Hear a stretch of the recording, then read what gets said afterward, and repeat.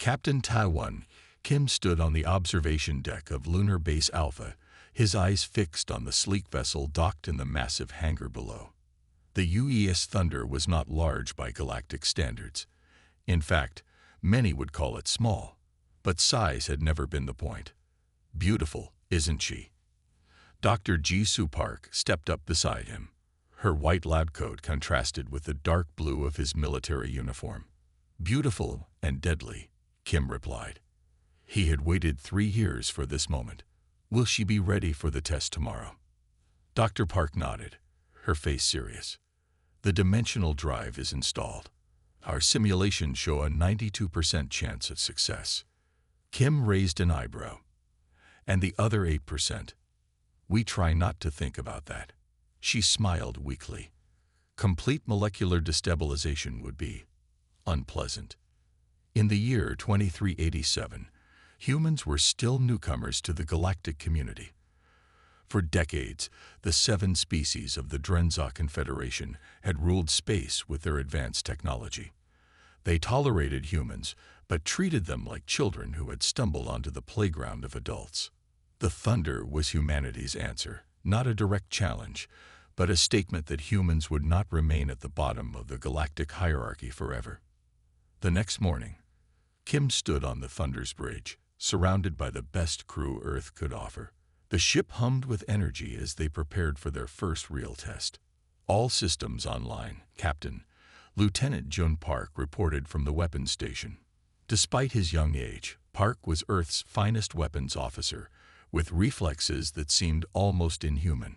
Engineering reports dimensional drive at full capacity, added engineer Hai-Jin Cho. Her voice came through slightly distorted over the comm system from the engine room 3 decks below. Very good. Kim settled into the captain's chair. Helm, take us out. Set course for the Kuiper testing range. As the Thunder pulled away from the lunar base, Kim felt the weight of responsibility on his shoulders. This wasn't just another ship. It was humanity's greatest achievement and greatest gamble. Dr. Park worked at a science station nearby, her fingers dancing across the control panel. The dimensional field is stable. We're ready for full engine engagement when you are, Captain. Kim nodded. Engage dimensional drive. For a moment, nothing seemed to happen. Then the stars outside the viewports streaked and blurred. The Thunder didn't just move through space. It partially slipped between dimensions, allowing it to travel at speeds that should have been impossible. 3 hours later, they arrived at the Kuiper Belt testing range, a journey that should have taken days. Position us near target asteroid K-12, Kim ordered. Prepare the main weapon. Lieutenant Park's hands moved quickly over his console. Dimensional displacement cannon charged and ready. Sir. Kim looked at Dr. Park, who gave him a tense nod. Fire. A beam of energy, shifting between purple and a color human eyes couldn't quite process, shot from the Thunder's bow. When it struck the asteroid, a rock nearly a kilometer wide, the effect was not an explosion. Instead, a perfect cylindrical section of the asteroid simply ceased to exist, as if it had never been there at all. The bridge crew stared in silence. It worked, Dr. Park whispered. The cannon created a localized dimensional shift. That part of the asteroid now exists partially in another dimension. Kim studied the readings. Can anything block this weapon? Dr. Park shook her head. No known shielding technology can stop it. The beam doesn't interact with normal matter in a way that can be blocked. It simply shifts the target partially out of our reality.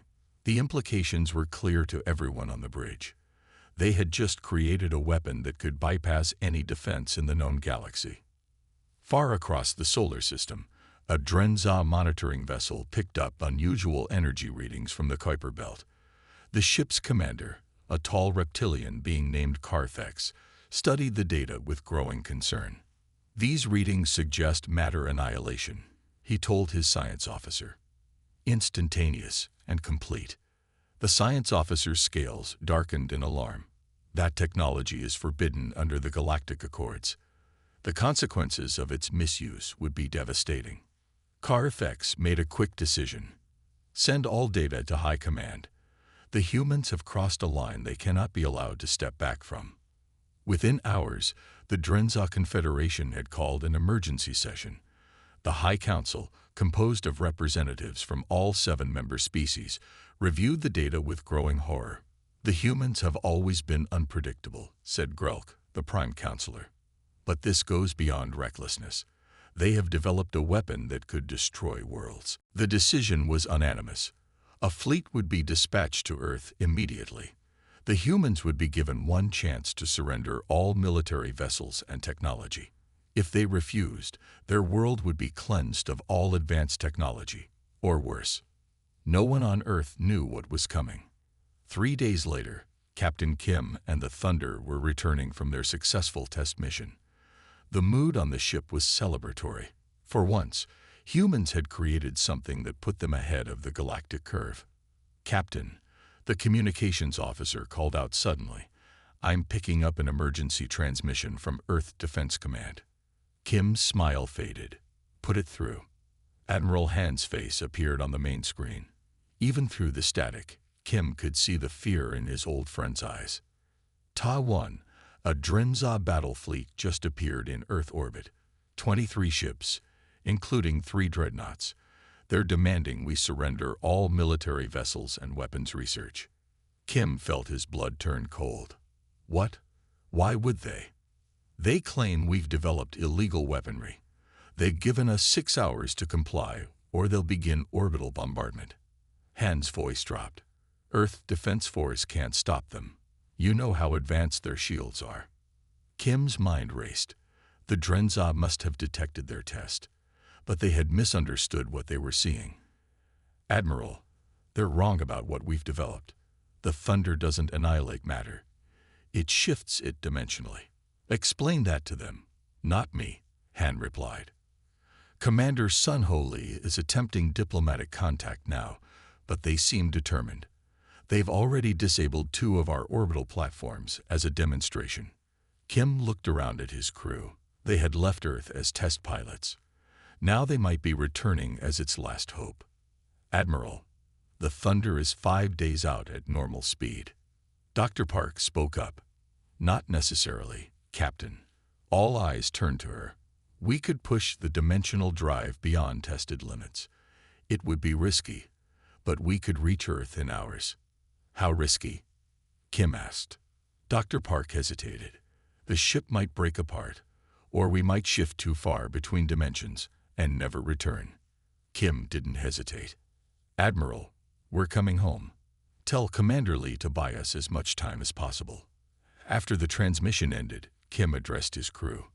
"I won't lie to you. What we're about to do is dangerous. If anyone wants to use the escape pods before we attempt this, I won't stop you." Engineer Cho's voice came over the comm. "Captain, I've already begun modifying the drive for maximum output. No one down here is leaving." Lieutenant Park nodded from his weapons station. "The Thunder is the only ship that can stand against their fleet, sir. We're with you."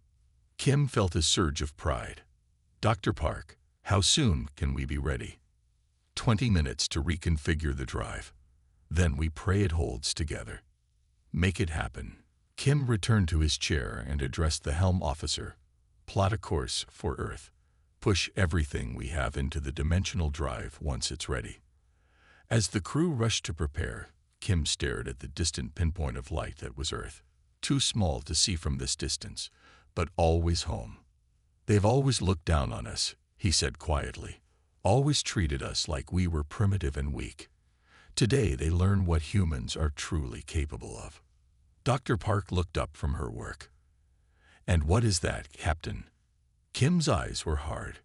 "Creating a warship so terrifying, the galaxy will have no choice but to run." The Thunder shook violently as it pushed through dimensional space. Warning lights flashed across every console on the bridge. Captain Kim gripped his chair as another shudder ran through the ship. "Hull integrity at 72% and falling," called out the damage control officer. "We can't maintain this speed much longer."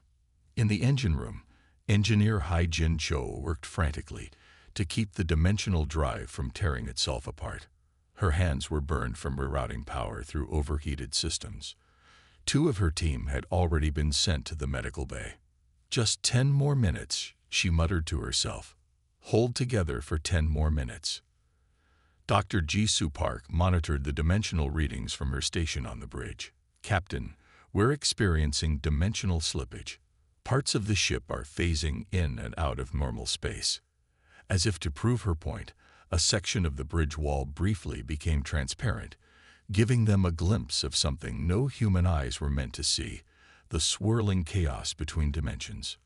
Can you stabilize it? Kim asked, his voice steady despite the danger. Dr. Park shook her head. Not at this speed. We're breaking new ground with every second. Lieutenant Jun Park looked up from the weapons console. Status update from Earth, Captain. The Drenza have destroyed our orbital defense platforms. Commander Lee's diplomatic shuttle approached their flagship for talks, but he paused, his face grim. They destroyed it without warning. No survivors. A heavy silence fell over the bridge. Commander Sun Ho Lee had been a respected diplomat and a friend to many on the Thunder. Kim's jaw tightened. Time to Earth orbit. 7 minutes, Captain, answered the helm officer. Assuming we don't break apart first. We won't. Kim's voice carried absolute conviction. This ship was built by humans. We've spent our entire history doing what others thought impossible. Just as he finished speaking, a loud crack echoed through the ship. Metal screamed as it twisted against forces it was never designed to withstand. Hull breach on Deck 3, shouted the damage control officer. Emergency containment fields holding. Engineer Cho's voice came over the comm, sounding both exhausted and determined. I've rerouted emergency power to structural integrity. We'll make it, Captain, but I can't promise what shape we'll be in when we arrive. As long as our weapons work, Engineer, Kim replied. That's all that matters now. 6 minutes later, the Thunder burst into normal space above Earth. The transition was violent, sending crew members flying across the bridge. Emergency systems blared warnings as the ship struggled to maintain its integrity. What they saw outside silenced even the alarms in their minds. Earth's orbital stations burned. Pieces of destroyed satellites and defense platforms drifted in expanding clouds of debris. And above it all, the massive Drenza fleet hung like dark predators. Their ships were elegant, curved vessels that seemed to absorb the light around them. The smallest was 3 times the size of the Thunder. Already, bright flashes showed where their weapons struck at ground targets below. They're targeting our major cities, Lieutenant Park said, his voice shaking with rage. Seoul is taking heavy fire. So are New York and Shanghai. Captain Kim assessed the situation quickly. The Thunder was damaged, running on emergency power, with a hull that was barely holding together. Against them stood the most powerful fleet in the known galaxy. Open a channel to the Drenza flagship, he ordered. When the connection was established, the face of Fleet Commander Rekthar appeared on screen. The Drenza commander's reptilian features showed no emotion as he regarded the humans. This is Captain Taiwan Kim of the UES Thunder. Cease your attack on Earth immediately. Rekthar's vertical pupils narrowed. Your species has developed forbidden technology. Your punishment has been decided by the High Council. Surrender now and some of your people may be permitted to live. You've misunderstood our technology, Kim tried to explain. We haven't developed matter annihilation. We detected the test. Rekthar cut him off. Your small vessel is not a concern to us. It will be destroyed with the rest of your military assets. The transmission ended abruptly.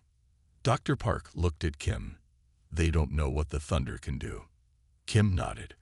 And that's our only advantage. He turned to Lieutenant Park. Weapons status. Dimensional displacement cannon is operational, but at 60% power due to damage. We have enough energy for 3, maybe 4 shots. Target their lead dreadnought, Kim ordered. Aim for their main power core.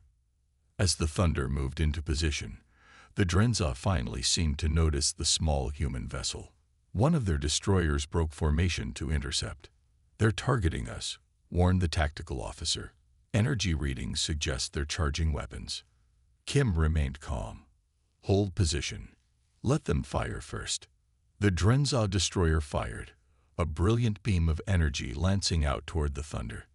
Everyone on the bridge tensed, waiting for impact. It never came. Engineer Cho had made one crucial modification to the dimensional drive before they left the Kuiper Belt. She had connected it to the ship's defensive systems. When the Drenza weapon struck, the thunder partially shifted dimensions, allowing the beam to pass harmlessly through it. Did that just happen? Someone whispered on the bridge. Lieutenant Park didn't wait for orders, firing dimensional displacement cannon. The strange purple beam shot from the thunder's bow. When it struck the Drenza destroyer, there was no explosion, no flash of light. Instead, a perfect cylinder cut through the center of the alien vessel, passing through shields that had been considered impenetrable for centuries. For a moment, the destroyer hung in space, seemingly intact. Then it began to break apart as systems failed and atmosphere vented into space. Silence fell over the Thunder's bridge as they watched the much larger ship die. "Target the lead dreadnought," Kim ordered, his voice quiet but firm. "We need to end this quickly." The massive Drenza flagship had already noticed what happened to their destroyer. All weapons were now turning toward the Thunder. Multiple targeting locks warned the tactical officer. "They're all firing." Again, the dimensional defense activated, shifting the Thunder partially out of normal space. Most of the weapons fire passed through harmlessly, though two beams struck solid sections of the ship, rocking it violently. "Hull breach on Deck 4, shouted the damage control officer. "We can't take many more hits." Lieutenant Park had already locked onto the dreadnought. "Dimensional cannon ready, Captain." "Fire." The beam sliced through the dreadnought's shields and hull as if they weren't there. This time, the results were more spectacular. The beam had cut through the vessel's main power core. A series of secondary explosions ripped through the massive ship, tearing it apart from within. The sight of their supposedly invincible flagship being destroyed by a small human vessel sent shock through the Drenza fleet. Their precise formation broke as ships began to maneuver erratically. "They're sending out emergency signals," reported the communications officer, "broadcasting on all frequencies." "What are they saying?" Kim asked. "It's a warning, sir. They're telling the entire galaxy about us." The officer looked up, a hint of pride in his eyes. "They're saying that humans have developed a ghost ship that can't be stopped by any known defense." Engineer Cho's voice came through the comm. "Captain, I don't mean to interrupt your moment of victory, but the dimensional drive is failing. Parts of the ship are phasing in and out randomly. We need to power down or we might lose structural integrity completely." Kim nodded. "Power down to minimum levels. Our work here is done." He looked at the main view screen, where the remaining Drenza ships were already jumping to faster-than-light travel, fleeing Earth orbit. "Sir," said Lieutenant Park, "two of their smaller vessels are staying behind. They're broadcasting a request to speak." "Put them through," Kim ordered. The face that appeared on screen was not Rekthar, but a younger Drenza officer. His scales were pale with what humans had learned to recognize as fear. "This is Sub-Commander Zextov of the Drenza Confederation. We request terms for surrender." Captain Kim exchanged glances with his bridge crew. None of them had expected this outcome when they rushed back to defend Earth. "Return to your territory," Kim said firmly. "Tell your High Council that Earth is not to be threatened again. We will use our technology for defense, not conquest, but we will use it if provoked." As the Drenza ships departed, cheers erupted across the Thunder. They had saved Earth against impossible odds. But Captain Kim knew this was just the beginning. The entire galaxy would soon know about the Thunder, about the warship so terrifying that the mighty Drenza had no choice but to run. 3 weeks after the Battle of Earth, the Thunder floated in a repair dock above the planet. Workers in spacesuits swarmed over its damaged hull, replacing broken sections and reinforcing others. Inside the ship, Dr. Jisoo Park had not slept for 2 days straight. The dimensional drive is still unstable, she explained to Captain Kim as they stood in the engine room. Her eyes had dark circles under them. Parts of the ship are still phasing in and out of reality at random times. As if to prove her point, a nearby toolbox suddenly became transparent, then solid again. Engineer Hai-Jin Cho nodded in agreement. We pushed the technology too far, too fast. The Thunder was never designed to make that kind of emergency jump. Captain Kim looked at the dimensional drive. The device was beautiful in a strange way, with parts that seemed to glow with inner light and others that the human eye couldn't quite focus on. How long until it's fixed? He asked. Dr. Park and Engineer Cho exchanged glances. That's the problem, Dr. Park said. We don't know how to fix it. We're working on theories, but Kim understood what she wasn't saying. The Thunder might never be fully stable again. The very technology that had saved Earth might destroy their only advanced warship. Before he could respond, his communication device beeped. Captain Kim, please report to Admiral Han's office immediately. Admiral Han looked older than when Kim had last seen him a month ago. The attack on Earth had taken its toll on everyone in command. The Galactic Council has called an emergency session, Han said without greeting. They want to discuss the human threat, as they're calling it. Kim raised an eyebrow. We defended ourselves against an unprovoked attack. I know that, Han replied. But the Drenza are powerful members of the Council. They're telling everyone that we've developed illegal technology that threatens the stability of the galaxy. What do they expect us to do? Admiral Han's face was grim. They've requested, demanded, really, that we bring the Thunder to the Council meeting as proof that we're not building more ships like it. Kim frowned. The Thunder is barely holding together. Parts of it are randomly shifting between dimensions, which is exactly why I want it there, Han said with a hint of a smile. Let them see what they forced us to do. Let them see that we had one experimental ship, not a fleet. But most importantly, let them see that even damage, the Thunder is the most advanced warship in the galaxy. Kim understood the strategy. A show of force while we negotiate. Han nodded. The President has appointed Lieutenant Min Kang as our diplomat for this mission. Kim knew Min Kang by reputation only. She was young but brilliant, with a gift for languages and cultural understanding that had made her rise quickly through the diplomatic ranks. When do we leave? Kim asked. 2 days, enough time to make the Thunder look presentable, but not enough time to actually fix it. Kim realized what Han meant. They wanted the Thunder to appear powerful but unstable, a warning to the galaxy about what humans could do when pushed too far. 2 days later, the Thunder left Earth orbit. Its hull had been patched and painted, making it look whole from the outside. Inside, however, systems still flickered and sections of the ship occasionally phased out of normal space. Lieutenant Min Kang stood on the bridge beside Captain Kim as they prepared to depart.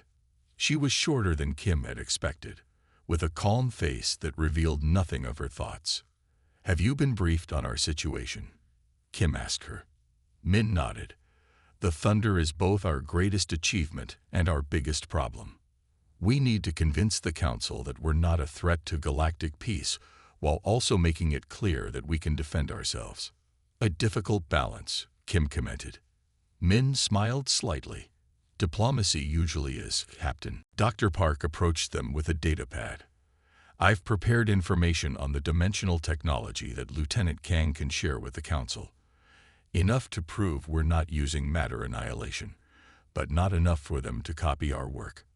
The journey to the Galactic Council headquarters took 3 days at normal speed. Kim had refused to use the dimensional drive again, unless absolutely necessary. The ship was unstable enough already. When they arrived, the sight was impressive even to experienced space travelers. The Council station was a massive ring in space, with sections built by each of the major galactic powers. Ships of all shapes and sizes orbited around it like a swarm of colorful insects. We're being hailed, said the communications officer. They're directing us to a specific docking bay. Kim noticed that the docking bay they were assigned was isolated from the others, with clear space around it. "They're afraid of us," he said quietly to Min. "They're keeping us away from their other ships." Min nodded. Fear can be useful in negotiations, as long as it doesn't turn to panic. As they docked, Kim gave final instructions to his crew. "Lieutenant Park, you'll stay aboard and maintain weapons readiness. Engineer Cho, keep working on stabilizing the dimensional drive. The rest of you, stay alert but non-threatening." Dr. Park, Min Kang, and Captain Kim prepared to board the station as Earth's representatives. Just before they left, a section of the corridor ahead of them briefly vanished, giving them a glimpse of swirling dimensional energy. "Well," Dr. Park said dryly, "at least the ship is making a point about our technology." The council chamber was a vast circular room with rising tiers of seats, each occupied by representatives of different species. Some were humanoid, others were utterly alien. Floating gas creatures, crystalline beings, and things that seemed more like plants than animals. In the center of the chamber was a speaking platform where the three humans now stood. The thunder could be seen through a massive viewport behind them, a constant reminder of why this emergency session had been called. The head counselor, a tall blue-skinned being named Salax, opened the session. "We are gathered to address the development of a new weapon by the humans, a weapon that many believe threatens the peace we have maintained for centuries." The Drenza representatives sat together in one section. Their leader, wearing ornate armor that marked him as a high commander, stood to speak. "The humans have created a ship that ignores all known defenses," he said, his voice amplified throughout the chamber. "Their thunder can cut through any vessel as if shields don't exist. If such technology spreads, warfare will become too devastating to contemplate." Murmurs spread through the chamber. Other representatives stood to speak, some demanding that humans surrender their technology, others suggesting a coalition to contain Earth before humans could build more ships. When Min Kang finally stepped forward to speak, the chamber fell silent. Every being wanted to hear what the humans had to say. "Honored representatives," Min began, her voice clear and strong despite her youth. 3 weeks ago, the Drenza Confederation sent a battle fleet to Earth with an ultimatum: surrender or be destroyed. They did this without discussion, without warning, based on a misunderstanding of our technology. She paused, letting her words sink in. "The thunder is not a weapon of mass destruction. It does not annihilate matter as the Drenza believed. It uses dimensional displacement technology, shifting matter partially between dimensions." Min gestured to Dr. Park, who activated a holographic display showing the basic principles of the technology. "Furthermore," Min continued, "the Thunder is our only vessel with this capability. It was an experimental ship, still in testing when the Drenza attacked. In our desperate defense, we pushed the technology beyond safe limits." As if to emphasize her point, a section of the Thunder visible through the viewport briefly flickered out of existence, then reappeared. The sight caused gasps throughout the chamber. "The ship you see is unstable. Parts of it randomly shift between dimensions. Our scientists are still working to control the technology fully." The High Commander of the Drenza stood again. "This changes nothing. Whether through annihilation or dimensional displacement, their weapon remains a threat. They must surrender it, and all research related to it." Min Kang remained calm. "And if our positions were reversed? If you had developed a technology that could protect your people, would you surrender it because others found it frightening?" The council chamber erupted in argument. Species that had been enemies for generations now found common ground in their fear of human technology. As the shouting grew louder, Captain Kim stepped forward. His voice cut through the noise. "We did not come here to threaten anyone. We came in peace despite the attack on our world. But know this, Earth will not surrender its right to defend itself." The chamber fell silent again. In that silence, Min Kang made an unexpected offer. "We propose a technological exchange," she said. "Earth will share aspects of our dimensional research for peaceful purposes. In return, other species will share their technologies with us. Together, we can find a balance that ensures peace for all. The bold proposal stunned the council into silence. No one had expected humans to offer any part of their new technology. As the session ended for the day, the future remained uncertain. But the galaxy had learned an important lesson. Humans were no longer the weak newcomers they had once seemed to be. 6 months had passed since the Galactic Council meeting. Earth had changed in ways no one could have predicted before the Thunder's famous battle. Admiral Ta-Won Kim, recently promoted from captain, stood at the large window in his new office at Earth Fleet headquarters. He could see the Thunder in its special dock. The ship looked different now. Its hull gleamed with new armor that had a slight blue tint, the result of Traxian crystal forging technology that Earth had received in the technological exchanges. A knock at his door interrupted his thoughts. "Enter," he called. Dr. Ji Soo-park walked in, looking more rested than she had in months. "Good news, Admiral. The dimensional stabilizers are working perfectly. The Thunder hasn't had a phase shift in 2 weeks." Kim smiled. The Traxian engineers were very helpful. They were, Park agreed. Their crystal technology was exactly what we needed to control the dimensional energies. But they couldn't have done it without our research. It was a true partnership. This was the unexpected outcome of Lieutenant Min Kang's bold proposal at the council meeting. Instead of trying to contain Earth, many species had decided to work with humans. They recognized that dimensional technology had many uses beyond weapons, and they wanted to be part of its development. "How are the medical applications progressing?" Kim asked. Dr. Park's eyes lit up with excitement. "Beyond our expectations. The micro-dimensional shifters can now target cancer cells with 99% accuracy. Diseases that were once fatal are now treatable. And it's all thanks to the Melbari medical experts working with our team." The intercom on Kim's desk beeped. "Admiral, your transport is ready. The Galactic Council session begins in 2 hours." "Thank you," Kim responded. He turned to Dr. Park. "Are you coming with us?" She shook her head. "Engineer Cho and I are meeting with the Drenza science team today.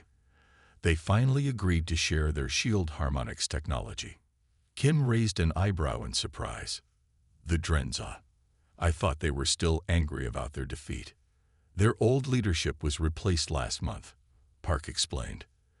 "The new High Commander is more interested in cooperation than domination. I think they realize that trying to fight us would only push us to develop more powerful weapons." Kim nodded thoughtfully. "A wise decision." The transport ship carried Admiral Kim, Lieutenant Min Kang, now Earth's official ambassador to the Galactic Council, and a small security team to the Council station. Unlike their first visit, they were not directed to an isolated docking bay. Instead, they were given a prime location near the main entrance. As they walked through the station, Kim noticed how other species reacted to them. There was still caution, but also respect. Some even nodded in greeting. "Things have changed," he commented to Min. She smiled.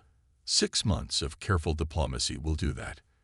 The technology exchanges have benefited everyone. The Galactic Credit Exchange shows Earth-based companies growing faster than any others in the past quarter. When they entered the council chamber, Kim was surprised to see the Thunder displayed prominently on the main view screen. The ship was shown performing a rescue mission, using its dimensional technology to reach a stranded Melbari vessel in an asteroid field that would have been too dangerous for conventional ships. The head counselor Xalax called the session to order. "Today we vote on the full membership of Earth in the Galactic Council, with all rights and responsibilities that entails." Kim glanced at Min, who couldn't hide her smile. This was what they had been working toward, equal standing among the stars. The voting was quick and nearly unanimous. Only 2 species abstained, and none voted against Earth's membership. When the results appeared on the chamber's display, applause broke out among many of the representatives.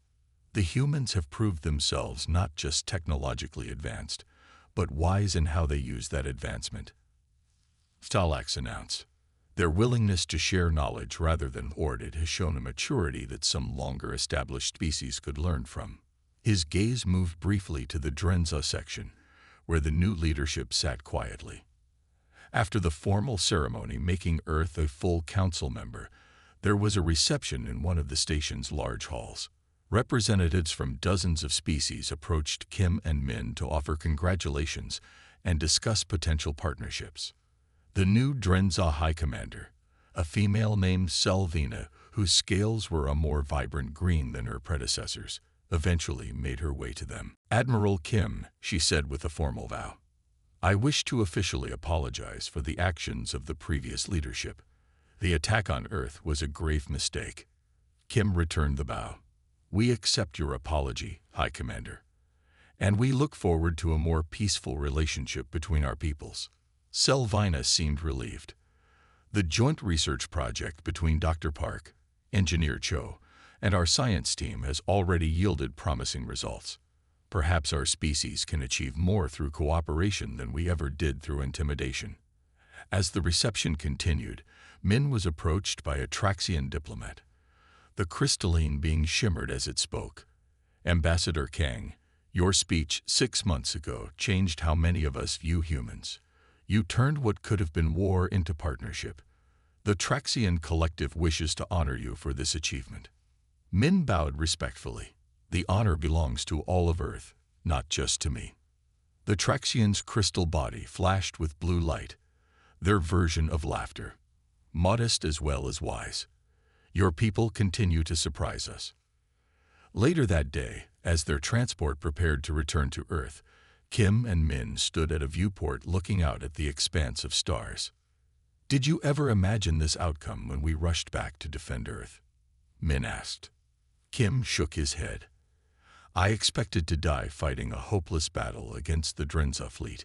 Instead," he gestured at the station around them, at the ships of many species peacefully docked together. "Instead, we found our place in the galaxy," Min finished for him. The transport undocked and began its journey home. As they traveled, Kim received a communication from Earth. Engineer Cho's excited face appeared on the screen. "Admiral, the Drenza shield technology was the missing piece. We've managed to fully stabilize the dimensional drive and increase its efficiency by 40%. And there's more. We can now build the drives smaller, enough to fit in medical ships and research vessels." "Not warships?" Kim asked with interest. Cho smiled. "We could, but the President and Admiral Han agree that the Thunder should remain our only military vessel with this technology. It's more valuable as a symbol than as a weapon now." Kim nodded in agreement. "The ship that terrified the galaxy now brings hope instead of fear. I like that." When they reached Earth, the Thunder was preparing for a new mission, leading a joint human-Melberry expedition to a distant star system previously considered too dangerous to explore. As Kim watched the great ship depart from his office window, he thought about how quickly things had changed. 6 months ago, humans were seen as primitive newcomers to the galactic stage. Now they were respected partners, bringing new ideas and technologies that benefited all species. A small delegation of Drenza and Traxian observers stood nearby, watching the Thunder with obvious admiration. "Your ship changed the balance of power in the galaxy," the Drenza representative commented. Kim shook his head. "Not the ship itself, what it represented." "And what was that?" asked the Traxian, its crystal body shimmering with curiosity. Kim smiled. "That when pushed to our limits, when threatened with extinction, humans don't give up. We innovate.